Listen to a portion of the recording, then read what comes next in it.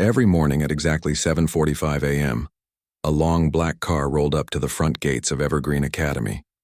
It wasn't just any car, it was polished to a mirror shine, silent as a shadow, and always stopped with perfect precision. The driver, dressed in a crisp navy uniform, would step out, walk around, and open the back door with a practiced bow of his head. Out stepped a small girl no older than 10, wearing a neatly pressed school uniform, her dark hair pulled back in a smooth ponytail. She carried a leather backpack that probably cost more than most teachers made in a week, but the most striking thing about her wasn't her clothes or the car or even the way the other students would stop mid-sentence to watch her walk by. It was the silence. She never said a word, not good morning, not excuse me, not even a thank you to the driver who waited patiently every afternoon to take her home. She moved through the halls like a ghost, present but unreachable. Teachers tried everything. Greetings, gentle questions, cheerful prompts like, "How was your weekend?" She'd just look at them with wide, serious eyes, then turn away without a sound.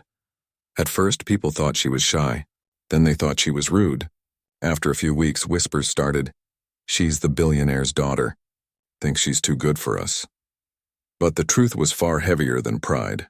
Her father, the man whose name appeared on tech magazines, charity galas, and the side of a downtown skyscraper, had built an empire from nothing. He'd coded his first app in a college dorm, slept in his car for months, and now owned half a dozen companies. But success hadn't shielded him from loss. 8 months ago, his wife, Lila's mother, had died in a car accident on a rainy night. It happened just after Lila had asked her to stop by the store for ice cream. A simple request, a routine drive, but the roads were slick. Another driver ran a red light and everything changed in an instant. After that, the girl stopped talking. Not all at once. At first, she'd whisper to her father late at night. Then only in the dark. Then not at all. Doctors called it selective mutism, a condition where someone, usually a child, can speak but chooses not to in certain situations, often because of deep anxiety or trauma. They said it wasn't defiance. It was fear. Fear of being seen. Fear of being heard. Fear that if she opened her mouth, the pain might pour out and never stop. Her father, overwhelmed by grief and the crushing weight of running his businesses, didn't know how to reach her. He hired therapists, enrolled her in the best private school in the city, Evergreen Academy, hoping structure and excellence would snap her out of it. He told the headmaster, "She's strong. She just needs to try harder." But trying harder wasn't the issue. The issue was that no one had spoken her language. At Evergreen, the students came from families with last names on buildings and bank accounts with more zeros than most people could imagine. Lunchtime conversations revolved around ski trips to Aspen, summer homes in the Hamptons, and which Ivy League school their parents had already reserved for them. In that world, silence was seen as weakness or worse, a performance. "She's doing it for attention," one boy sneered during recess. "Bet she talks just fine at home." But she didn't. At home, the house was enormous. 6 bedrooms, a movie theater, a pool that shimmered under string lights. But it felt empty.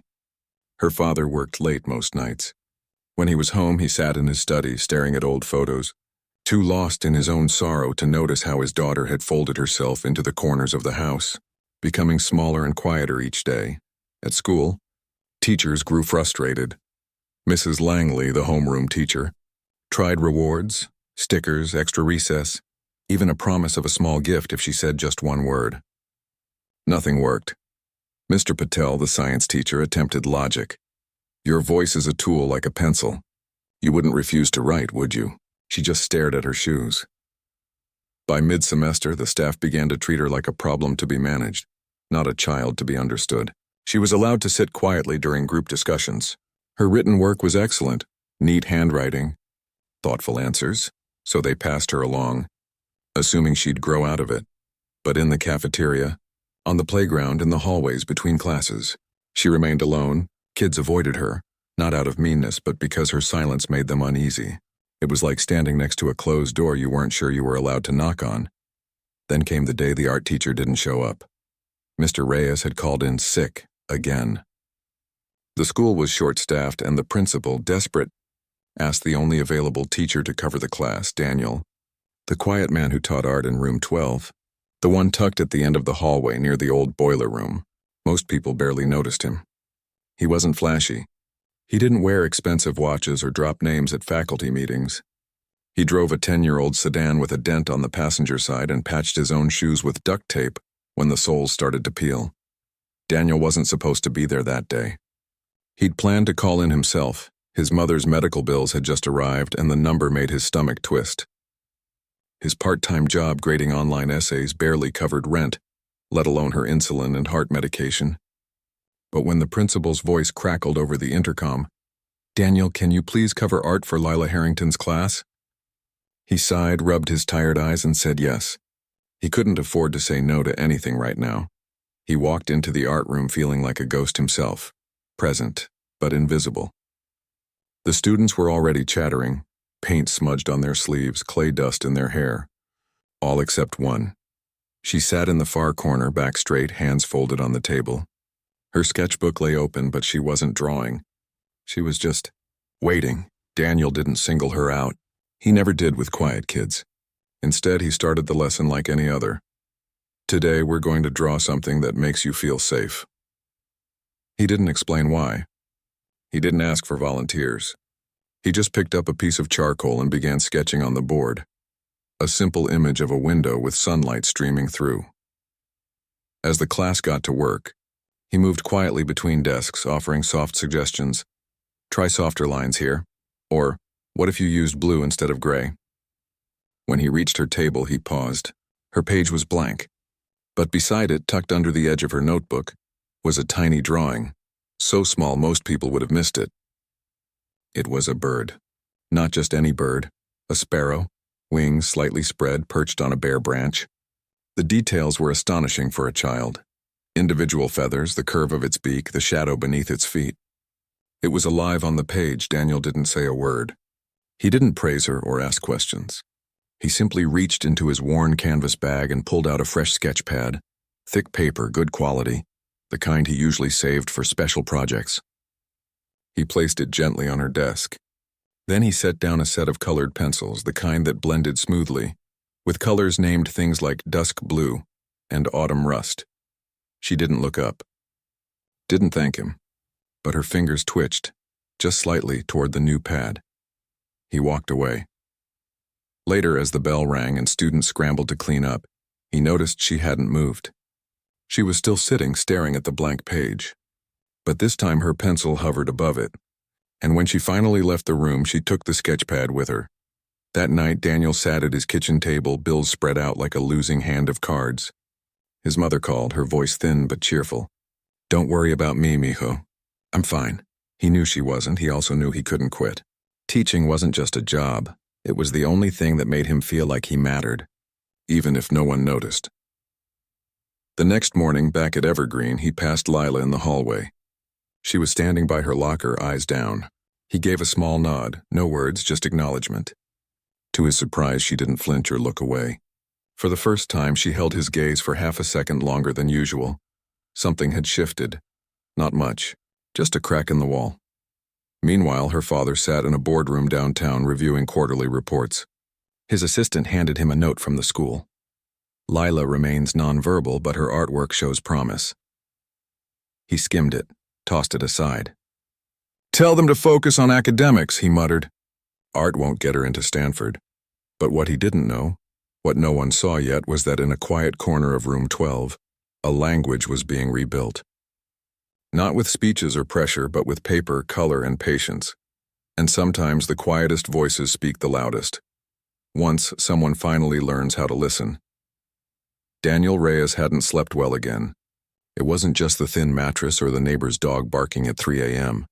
It was the weight of everything pressing down. His mother's latest doctor's note tucked in his wallet. The overdue rent reminder taped to the fridge. The way his old car coughed like it was begging to be put out of its misery. He'd stayed up late grading sketchbooks, sipping bitter coffee from a chipped mug, trying not to think about how close he was to walking away from teaching for good. Maybe he'd drive cross-country, find work at a hardware store or a diner, somewhere that didn't ask him to give more than he had. But then morning came, and so did the alarm. And with it the same old routine. Shower, toast, tie slightly crooked, and out the door before the sun fully rose. At school, things weren't much better. Evergreen Academy prided itself on excellence, but that excellence came with pressure. On students, yes, but especially on teachers.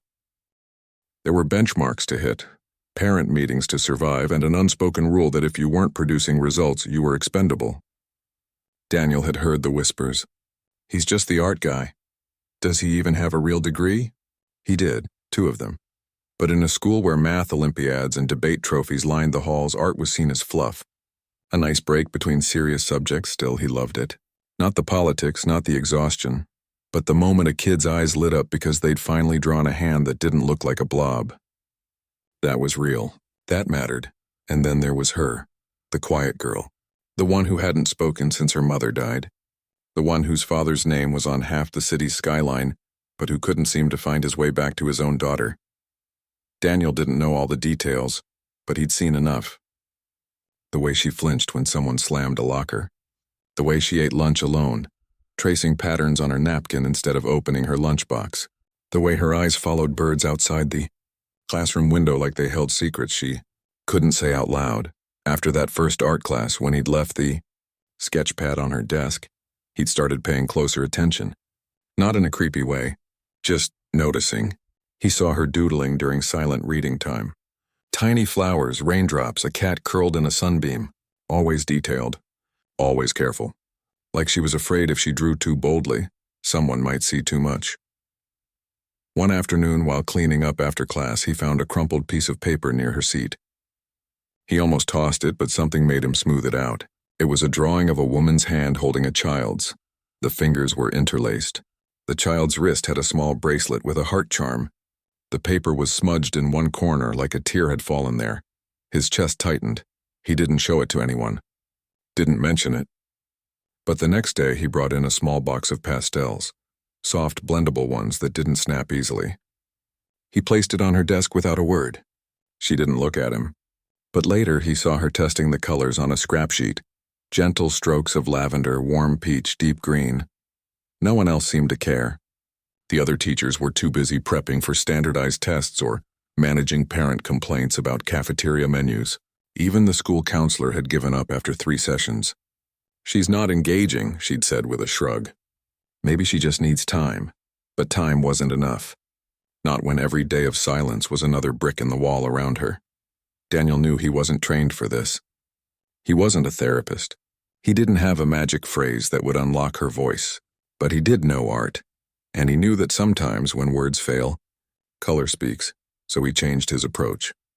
Instead of asking her to join group projects, he gave her solo assignments with open-ended prompts. Draw a place you'd like to visit. Draw something that makes you feel calm.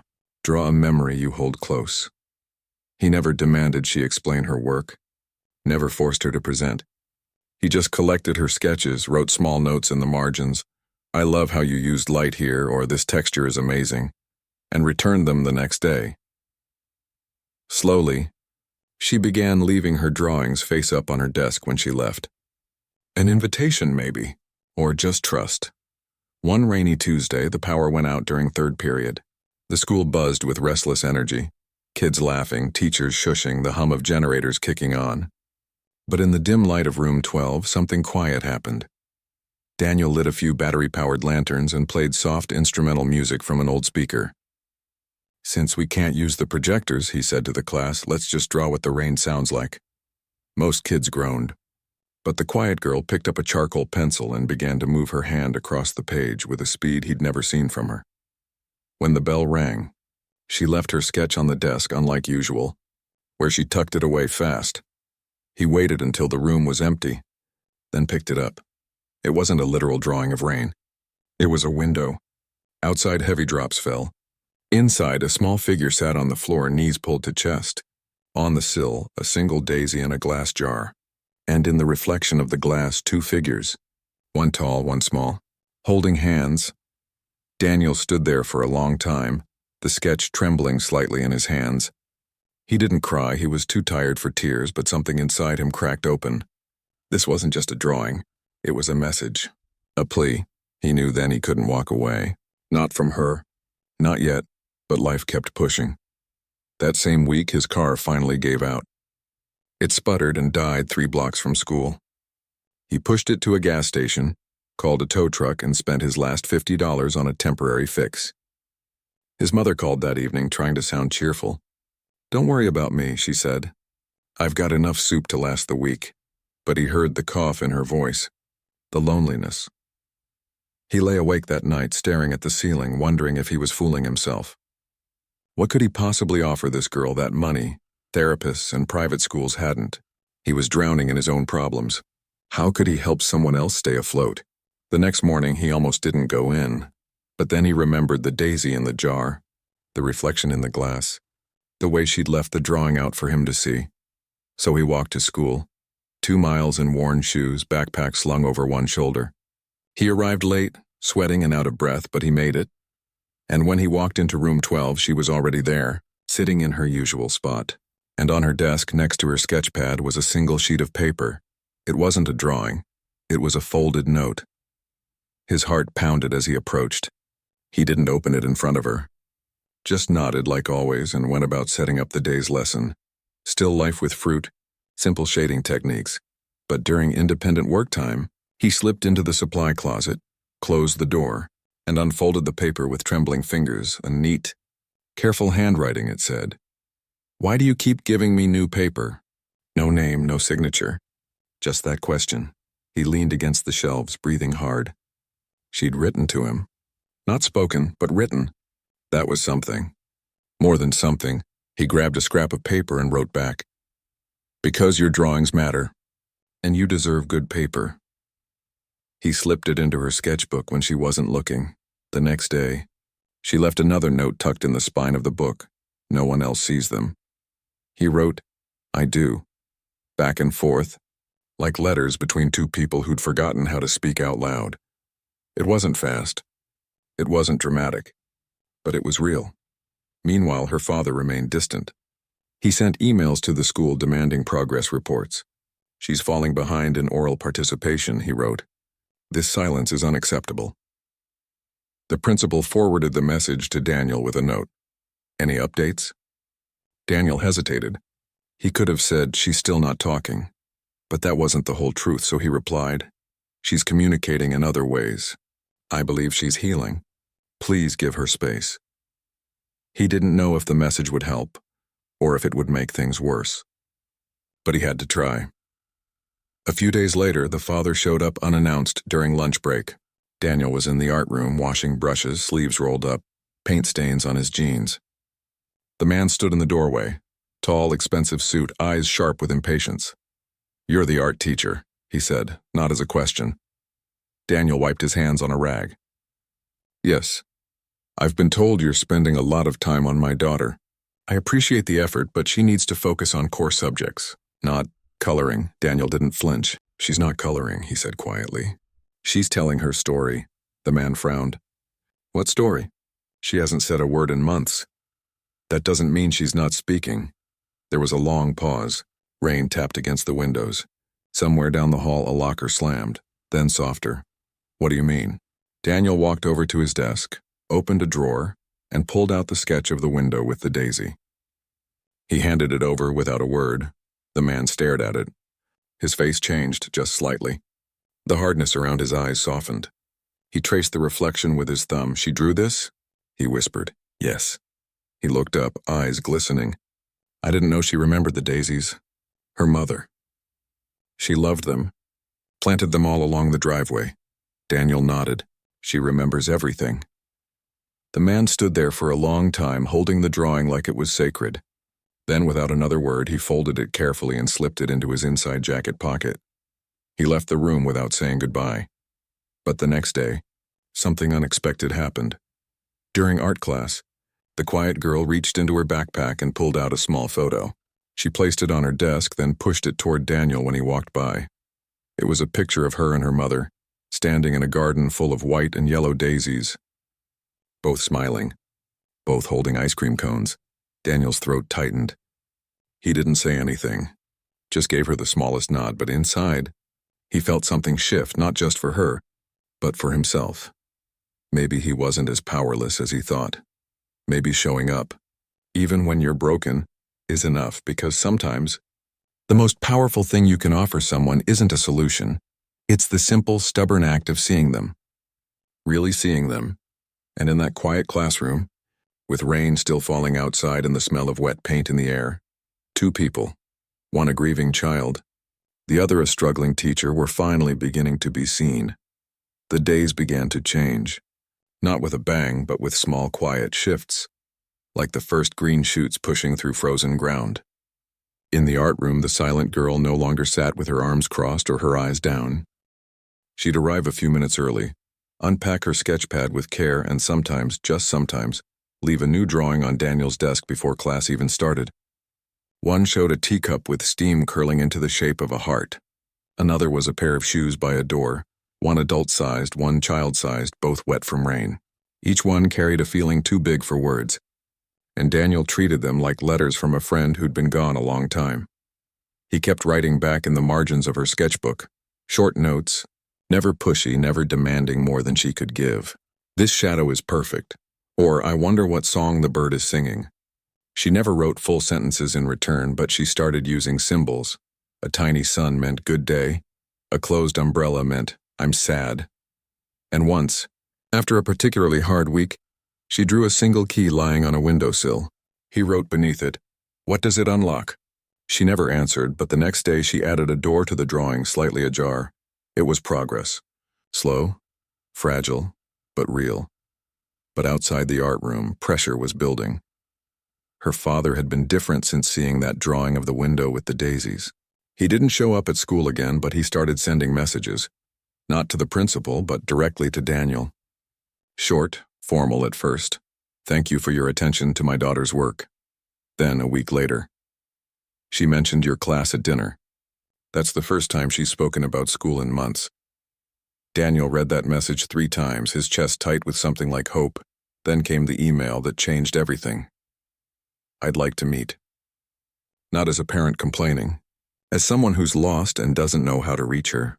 "Can we talk?" They met on a Saturday morning at a quiet cafe far from the school, far from the office towers and luxury cars.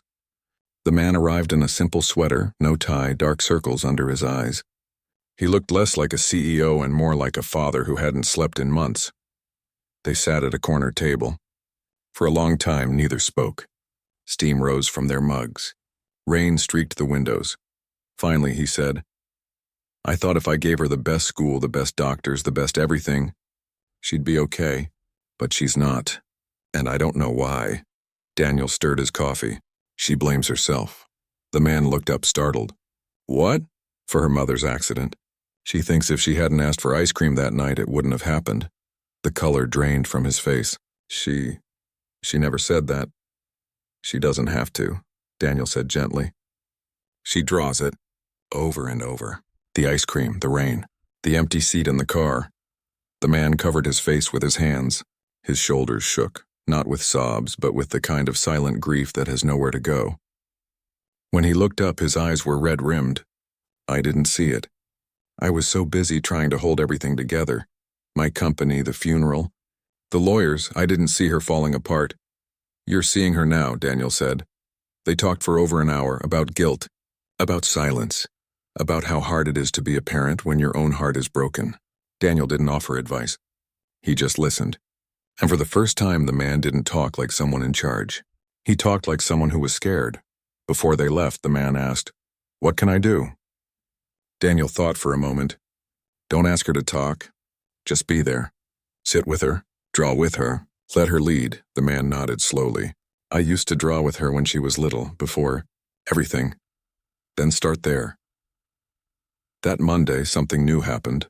During lunch, instead of eating alone in the library like usual, the girl sat at a small table near the art room, and across from her sat her father, in a plain shirt and jeans, holding a pencil and a sheet of paper. He wasn't on his phone. He wasn't checking emails. He was drawing awkwardly, like someone who hadn't held a pencil in years. A lopsided flower. She watched him for a moment, then picked up her own pencil and added leaves around it. No one said a word, but the art teacher, watching from the doorway, felt tears prick his eyes. Back in class, Daniel introduced a new project. Create a memory box. Not a real box, just a drawing of one, filled with things that remind you of someone you love. It doesn't have to be sad, he told the class. It can be happy, silly, anything that feels true. Most kids drew toys, photos, favorite snacks. But the quiet girl worked with a focus Daniel had never seen. She sketched a shoebox, then filled it with tiny, detailed items. A movie ticket stub, a seashell, a hair ribbon, a spoon with melted ice cream dripping off it. When she turned it in, Daniel saw something new at the bottom of the box, written in small, careful letters. I'm sorry. His breath caught. He waited until everyone left, then wrote beneath it, It wasn't your fault. The next day, she added 2 more words under his note. But it hurts. He wrote back, I know, and you don't have to carry it alone. That afternoon, her father emailed again. This time, there was no formality. Just, she showed me the memory box. I held her while she cried for the first time since it happened. Thank you. Daniel read it, then closed his eyes. He hadn't fixed anything. He'd just made space for truth to breathe, but not everyone understood. At the next staff meeting, the head of academics frowned when Daniel mentioned the memory box project. Are we sure this is appropriate? She asked. We don't want to encourage dwelling on loss. Evergreen focuses on forward momentum. Daniel kept his voice calm. Grief isn't something you move past. It's something you learn to carry. And for some kids, art is the only way they can hold it without breaking. She didn't look convinced, but she didn't stop him either. Still, the pressure mounted. Standardized testing season was coming, and the school was under scrutiny to raise scores. Art periods were shortened. Enrichment classes like his were labeled non-essential. Rumors swirled that budget cuts might eliminate his position entirely. He tried not to let it show. But the girl noticed. One day she left a new drawing on his desk. It showed a man standing in a classroom holding a paintbrush like a sword, while shadows with dollar signs for eyes crept in from the door. In the corner, a small bird watched from a windowsill. He smiled sadly. She saw more than he realized. That night he sat at his kitchen table again, bills spread out, his mother's medicine bottles lined up like soldiers. He thought about quitting, about finding a job that paid enough to breathe. But then he remembered the way the girl had looked at her father during lunch. Like maybe, just maybe, she wasn't alone anymore. He couldn't leave. Not yet. The turning point came on a gray afternoon in late March. The girl's father came to school, not for a meeting, but to sit in on art class. He didn't interrupt, didn't hover. He just sat in the back on a student's stool, sketchbook in hand, watching his daughter work. That day's prompt was simple. Draw a song. Most kids picked pop hits or video game themes. But the girl chose something else. Daniel had brought in an old portable speaker. Without saying why, he played a soft piano piece, gentle, melancholic, with a thread of hope woven through it. He'd found it while cleaning out his mother's old records. She used to play it when he was sick as a child. As the music filled the room, the girl's pencil moved faster than ever. She drew a woman dancing in a sunlit kitchen, flower on her apron, hair loose, laughing. A child twirled beside her, arms outstretched. On the counter, 2 bowls of ice cream sat melting. Her father watched. And then quietly he began to cry, not loud, not dramatic. Just tears slipping down his cheeks as he stared at his daughter's drawing, the first time he'd seen his wife through her eyes since the accident. When the song ended, the room was silent. Even the usual chatter had stopped. The girl looked up, saw her father crying. For a moment, panic flashed in her eyes like she'd done something wrong. But then Daniel did something unexpected.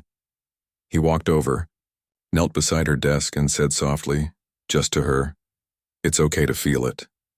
She looked at him, then at her father, then back at her drawing, and then so quietly no one else heard it, she whispered, "She liked daisies." Daniel froze. He didn't smile too big, didn't gasp. He just nodded like it was the most natural thing in the world and said, "I know." Her father heard it. His head snapped up. He looked at his daughter like he'd just heard a miracle. She didn't say anything else that day. But she didn't shut down either. She finished her drawing, carefully signed her name in the corner, something she'd never done before, and handed it to her father as they left. He took it like it was made of glass. That night, Daniel got a text. No name, just a number he didn't recognize. But he knew. "Thank you." He typed back, "You're welcome.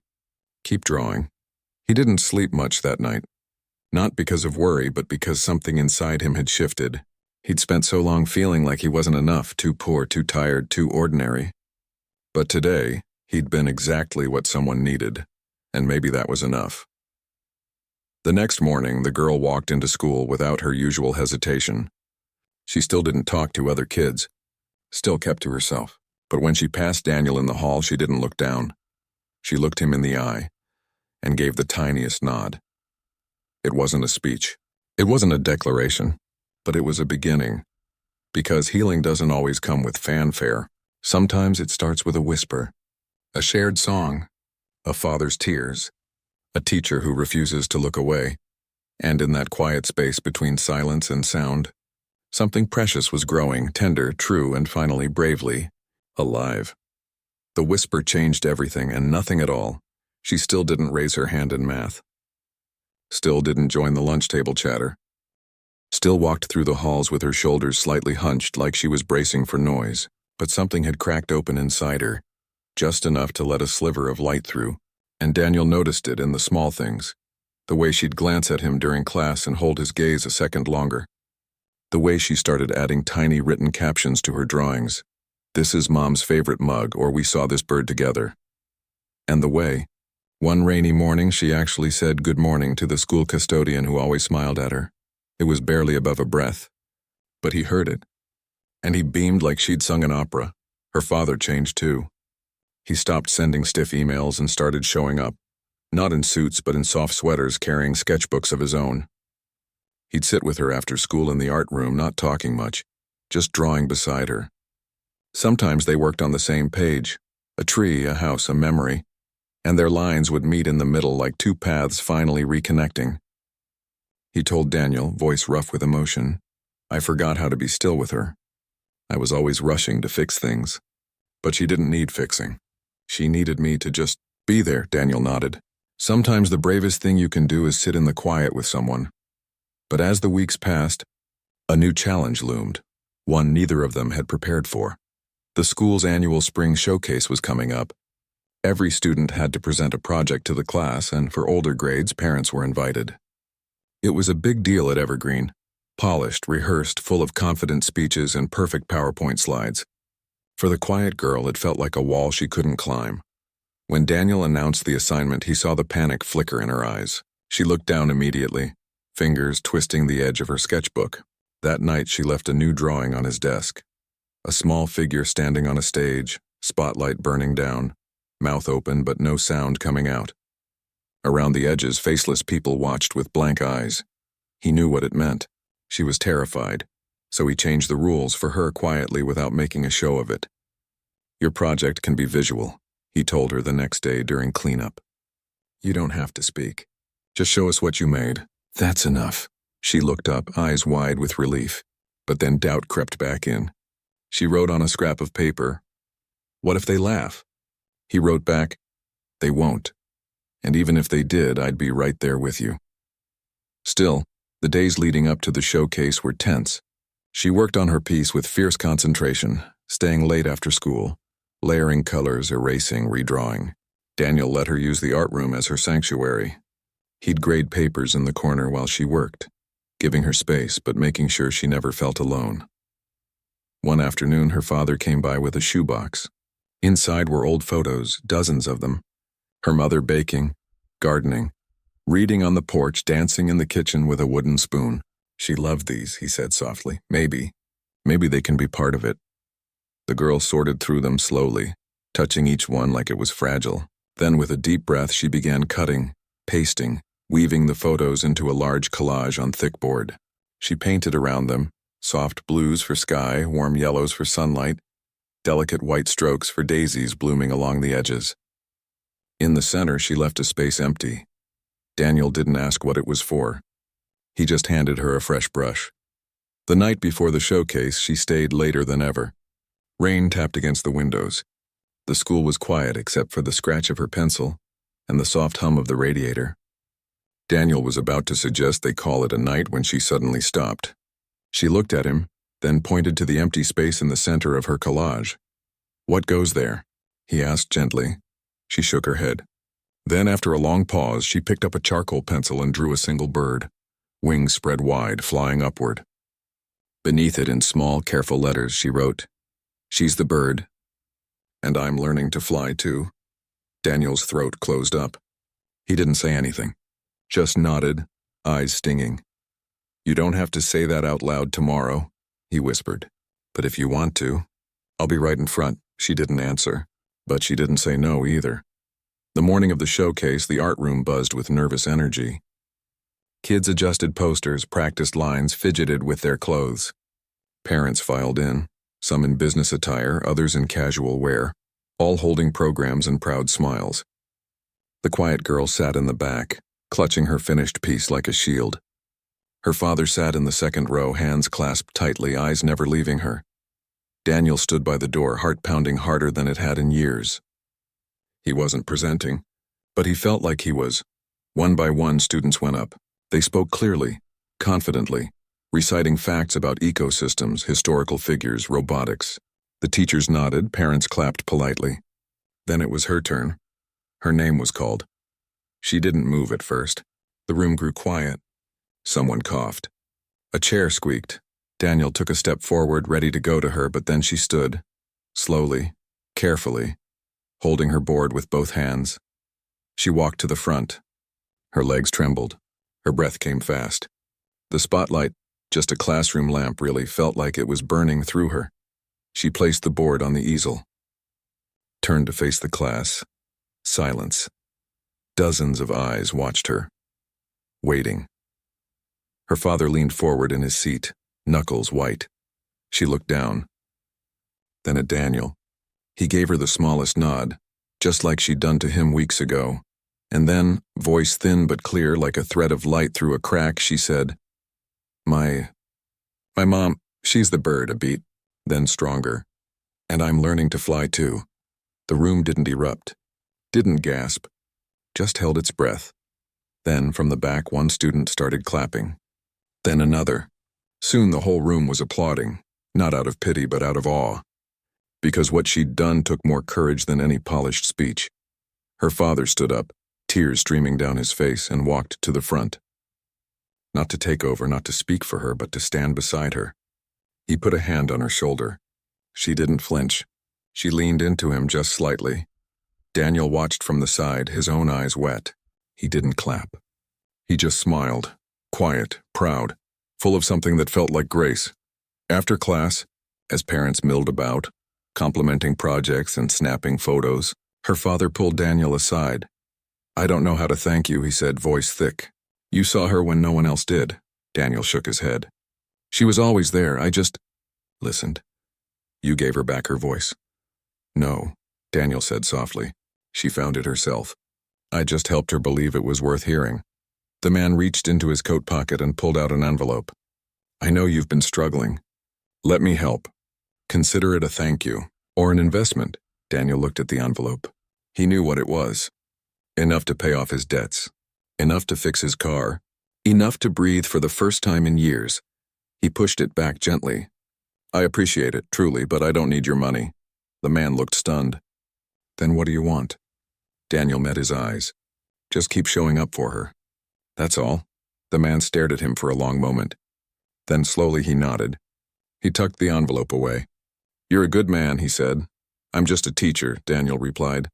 And today that was enough. That evening, Daniel walked home in the cool spring air. The sky was clear. Birds sang in the trees. He didn't have any more money than he'd had that morning. His car still needed repairs. His mother still needed medicine. But for the first time in a long time, he didn't feel heavy, because he'd witnessed something rare and beautiful. A child reclaiming her voice, not because someone forced her, but because someone made her feel safe enough to use it. Back at school the next week, things were different, but not in the way people expected. She still didn't talk much in math or science.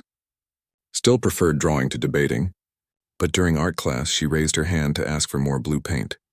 At lunch, she sat with one other girl who also liked to sketch, and they passed notes back and forth with doodles in the margins. And one afternoon, when a younger student dropped her crayons in the hallway, the quiet girl knelt down and helped pick them up. then handed her a small drawing of a smiling sun. No words, just kindness. Her father started volunteering at school, not in board meetings but in the art room, helping organize supplies, cleaning brushes, sometimes just sitting quietly while kids worked. He told Daniel, "I used to think success was building something that lasted. Now I think it's being present for the people who matter." Daniel smiled. That's the hardest kind of building. As the school year wound down, the quiet girl began working on a new project. This time, not for a grade, but for herself. She was creating a book of drawings, each one a memory of her mother with short sentences beneath. She sang off-key. She burned toast every Sunday. She held my hand crossing the street. She showed Daniel a page one day. At the bottom she'd written, "Thank you, Mr. Reyes." He didn't write back this time. He just looked at her and said, "You're welcome." And for the first time she smiled. Not a small hidden thing, but a real full smile that reached her eyes. It wasn't a fairy tale. There were still hard days. Days when the rain reminded her of that night. Days when silence crept back in. But now she knew she wasn't alone. And that made all the difference, because sometimes the most impossible thing isn't speaking, it's believing someone will truly listen when you do. And in a quiet classroom, with paint on the floor and hope in the air, two people had learned to do both. The school year ended with the kind of warmth that only comes after a long winter, slow, steady, and full of quiet promise. Backpacks were emptied, desks wiped clean, and hallways echoed with the excited chatter of summer plans. But in room 12, the art room, there was a different kind of energy, not loud but deep, like roots settling into good soil. The quiet girl wasn't so quiet anymore. She still didn't raise her hand in every class. Still preferred listening to leading. But she spoke when she needed to, with her teachers, with her father, even with a few classmates who'd earned her trust. Her voice was soft, sometimes hesitant, but it was hers, and she was learning to use it without fear. One afternoon, as the last bell rang, she stayed behind. She wasn't drawing this time. She was organizing, stacking sketchbooks, wiping paint off tables, folding aprons with careful hands. Daniel watched from the doorway, arms crossed, a small smile playing on his lips. She'd started helping after class a few weeks ago, not because she had to, but because she wanted to. "Art room feels like home," she'd said one day, so quietly he almost missed it. He hadn't replied. He didn't need to. Now she turned and saw him. "Mr. Reyes?" she asked. "Yes? Can I keep coming here this summer? Just to draw?" He nodded. "The door's always open."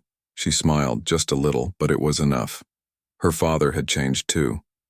He still ran his companies, still attended meetings and gave interviews, but something in his posture had softened. He no longer rushed through the school gates like he was late for a deal. He walked slowly, often with a sketchbook tucked under his arm. He'd started taking weekend art classes at a community center, not to impress anyone, but because his daughter had shown him that making something with your hands could heal parts of you words couldn't reach. One Saturday, he showed up at Daniel's apartment, not in a luxury car, but on foot holding 2 paper cups of coffee. "I know it's not much," he said, handing one over, "but I wanted to say thank you. Not as a donor, just as a dad." They sat on the rickety fire escape, sipping coffee as the city hummed below. No talk of money, no grand gestures. Just two men who'd both been lost, finding their way back through a child's quiet courage. Daniel never took the envelope, and the man never offered it again. But he did something better. He started a small fund at the school to support art supplies for students who couldn't afford them. He called it the Listening Project. No one knew it was inspired by a girl who hadn't spoken for months. But Daniel did. Summer came and went. Daniel worked part-time at a community center, teaching free art classes to kids from all over the city. Some came from crowded apartments, others from shelters, but in that room, they all had the same thing, a blank page and the freedom to fill it however they needed. He thought of the quiet girl often, how her silence had taught him that not every problem needs fixing. Sometimes it just needs witnessing. When school started again in the fall, Evergreen Academy looked the same on the outside. Polished floors, neat uniforms, the same bell ringing on time. But inside room 12, something new was growing. The quiet girl, now just a girl, no longer defined by her silence, walked in on the first day with a new sketchbook and a stack of colored pencils. But this time she wasn't alone. Behind her trailed two younger students, wide-eyed and nervous. She said, "You let people draw their feelings," one of them whispered. Daniel looked at the girl. She shrugged, but there was pride in her eyes. "I told them you don't make you talk if you're not ready." He smiled. "That's right. Everyone gets to speak in their own way." And just like that, she became a bridge. She started sitting with kids who ate lunch alone. Not to force conversation, but to share her sketch pad. "Draw what you're feeling," she'd say. And they would. A boy who missed his grandma drew a rocking chair. A girl scared of thunderstorms drew a cat curled under a blanket. The girl didn't fix their problems. She just made space for them to exist. Teachers noticed. The principal even asked Daniel if he'd consider starting a peer art group. "She's got a gift," he said. "Not just for drawing, for helping others feel seen." Daniel agreed. And so every Wednesday after school, a small group gathered in room 12. No grades, no expectations, just paper, color, and quiet company. The girl helped lead it, not as a teacher, but as someone who'd been there. Her father came sometimes, not to watch, but to help, setting up chairs, washing brushes, even making hot chocolate on cold days. He never said much, but the kids liked him. They called him the quiet dad, and he didn't mind. One afternoon, months into the school year, the art club was working on a mural for the hallway. A tree with roots made of hands, branches holding stars and leaves shaped like hearts. The girl was painting a bird near the top, wings outstretched. Daniel stood back, watching her work. She moved with confidence now, her strokes sure, her posture relaxed. She caught him looking and grinned. "What? Nothing," he said. "Just proud of you." She blushed, then dipped her brush into yellow paint. "I'm proud of you too." He raised an eyebrow. "Why's that?" "Because you stayed," she said simply. Even when it was hard. He didn't answer right away. Because she was right. There had been days he'd wanted to walk away. When the bills piled up, when the school questioned the value of art, when he felt like he wasn't making a difference. But he'd stayed. And in staying, he'd helped someone find their voice. And in doing so, rediscovered his own purpose. Later that week, the school held its annual award ceremony. Most prizes went to top test scores or athletic achievements. But this year there was a new one, the Heart of Evergreen Award, given to someone who showed kindness, courage, and quiet leadership. When the principal called her name, the room fell silent. She walked to the front, not trembling this time, but calm. She took the small wooden plaque and turned to face everyone. "I didn't do anything special," she said, voice clear. "I just started drawing again. And Mr. Reyes reminded me that it's okay to feel things, even the hard ones." She looked at Daniel. "He taught me that art isn't about being perfect. It's about being honest." The applause was warm, genuine. Not because she'd given a perfect speech, but because she'd spoken her truth. Afterward, her father hugged her, long and tight. "Your mom would be so proud," he whispered. She nodded. "I think she is." That night, Daniel sat on his fire escape again, this time alone. The city lights twinkled below. His car still needed work. His bank account was still thin. But he felt rich in a way money couldn't measure. Because he'd learned something important. Change doesn't always come with headlines or grand moments. Sometimes it starts with a single sketch on a crumpled page, a shared silence, a whispered sentence, a teacher who refuses to give up on a child no one else understood.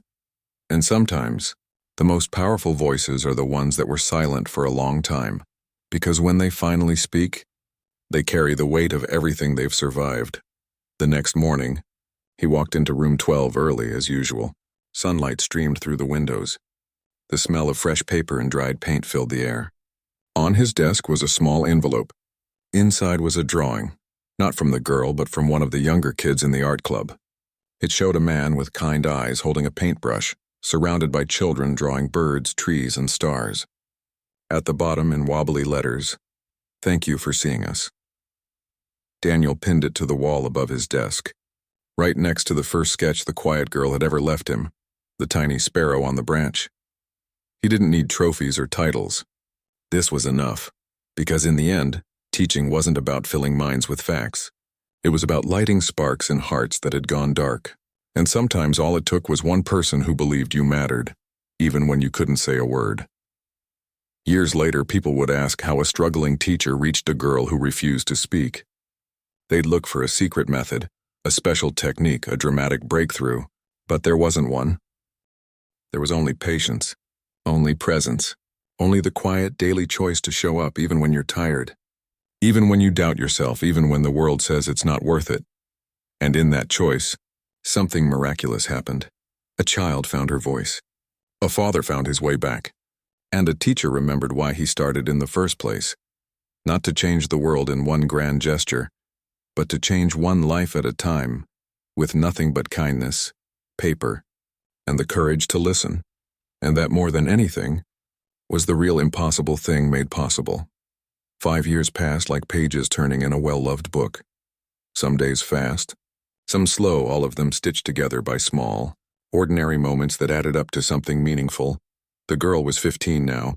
She still carried a sketchbook everywhere, though it was no longer a shield. It was just part of who she was, like her laugh or the way she tucked her hair behind her ear when she was thinking. She wasn't the silent heiress anymore. At school, she was just herself. She joined the school newspaper, not as a writer, but as the illustrator, drawing comics about cafeteria food, homework stress, and the stray cat that showed up every Tuesday. Kids loved her strips. Teachers smiled when they saw them pinned to bulletin boards. She still didn't love the spotlight, but she'd learned to stand in it when it mattered. Last year, she gave a short talk at a student wellness assembly about how art helped her through grief. She didn't cry. She didn't stumble. She just spoke calm and clear about how sometimes feelings are too big for words, and that's okay. Afterward, 3 students came up to her and whispered, "Me too." That meant more to her than any award. Her father had changed in quieter ways. He still ran his companies, but he'd stepped back from the endless cycle of meetings and mergers. He started spending Friday afternoons at the community garden they'd planted together, the one filled with daisies, lavender, and sunflowers that leaned toward the light. He didn't talk much while they worked, but they didn't need to. They'd hum old songs, pass tools, and sometimes just sit on the bench under the oak tree, watching bees drift from bloom to bloom. He kept a small sketch on his office wall, not a stock chart or a motivational quote, but a child's drawing of 2 hands holding ice cream cones, rain falling softly around them. He never took it down. As for the art room, it was still room 12. But it felt different now, brighter, fuller, not because of new supplies, though those had helped, but because it had become a kind of sanctuary. The listening project grew into a full after-school program, open to any student who needed a quiet place to breathe. Some came to draw. Others just sat and colored. A few wrote poems or built sculptures out of recycled materials. No one was forced to share. No one was judged. And every Wednesday, the girl came back, not as a student, but as a mentor, helping younger kids find their own ways to speak without words. And Daniel? He was still there. He never left teaching, even when the money stayed tight. His car finally gave out for good, so he started biking to school, rain or shine, with his canvas bag slung over his shoulder. He got a small raise after the school board saw how the art program reduced anxiety referrals and improved student connection. It wasn't much, but it was enough to keep his mother in her apartment with her medicine on time and her favorite tea always stocked.